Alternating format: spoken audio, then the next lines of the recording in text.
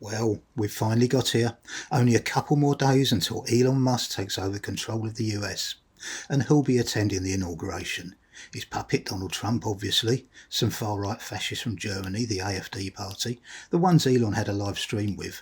And from the UK, we've got the King, because he's the head of state apparently, and Nigel Farage, because he had nowhere else to be, what with his constituency Clacton having no problems. Liz Truss will be there. She recently attended an event here with Farage, the launch of the UK arm of an American climate-denying organisation called Heartland. After all, it's not like anything's happened recently that might have been caused by climate change, is it? And climate denial isn't the only problem. There are also the deliberate lies that never get questioned in the media. Like a picture posted by Paul Golding of the extreme right-wing group Britain First, showing a hooded man holding pretty vicious-looking knives on a train, with a caption saying, "Nothing to see here, just a migrant on a train holding two large knives."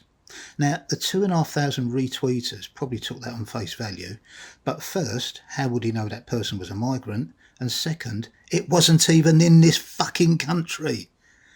And it's those constant lies that can draw in people whose lives are going downhill fast and who are continually being told it's the fault of the migrants or the trans people or the disabled who need help from benefits. Like the lie Richard Tice of Reform shared with a picture of a schoolgirl saying she was being used as a lure to encourage Muslims to come to this country, when in fact the video featured boys and girls and was made for Ukrainian refugees to show them what a welcoming country the UK is. And the lie that young white girls are in danger only from Asian grooming gangs, when figures show there are more white grooming gangs, and girls are more likely to be groomed by white men under 30. The people who keep pushing this false narrative seem to be surprisingly quiet about Prince Andrew, convicted rapist Donald Trump, and Christian church organisations. And these are the sort of unchallenged lies repeated and shared by the likes of Musk and Farage, the sort of lies broadcast by channels like GB News, who pretend they're a proper news channel, a channel that lost 42 million last year but is propped up by vested interests. Amazing how many of these vested interests are rich white men whose targets mainly seem to be poorer, non-white and female, or as Kemi Badenoch really branded them, peasants. Like Andrew Tate, that fucking rapist, misogynist, homophobic people trafficker who Nigel Farage admires. And isn't it amazing how their actions always seem to make them personally richer?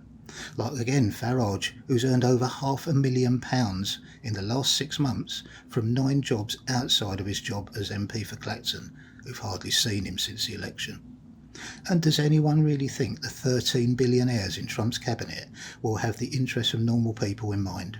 Does anyone really think these billionaires spending fortunes to populate other planets without giving a fuck about this one will make any space for anyone but themselves, their families and people like them?